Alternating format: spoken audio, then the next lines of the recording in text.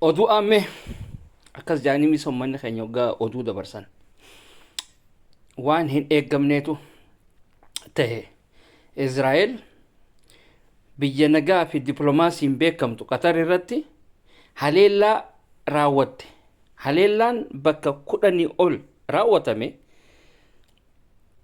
Haleellaan kun biyyoottan Arabaa hunda akka wabii hin qabne agarsiisee jira.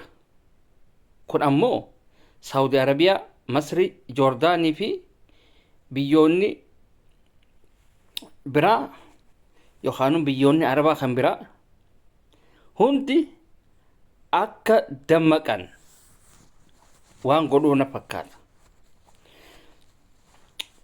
Biyyi Falastiin irratti callisuun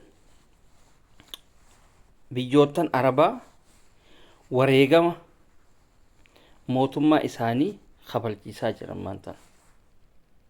Jalaa callisuun ammoo gatii isaan kabalchiisaa jira. Maaliif gaafa akkasitti Filistiin dhoomtu san waa takka illee wanni isaan isiidhaa godhan hin jiru jechuudha. Cal ja'aniiti ilaaluu turan. Qatarii fi Suudiin fi Dubaay fa'aan warra maallaqa Doonaald Tiraamp kanneen jechuudha. Har'a harkuma isiitiin ibdooyti Qatar. Qatararra harka isiitiin ibdooyti. Ameerikaa jechuun Israa'el. Israa'el jechuun Ameerikaa. Gartanii harka isaatiin ibdee jechuudha. Namni harka isaatiin ibdee fi namni sun beekaa ifillee hin dandamu. Akkasitti har'aan tana biitii silaa nageenyaa fi wannummaan hundaanuu beekamtu haleellaan bikka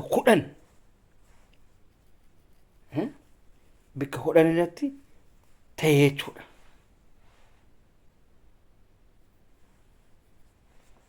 Dawaan Arabaa akkana.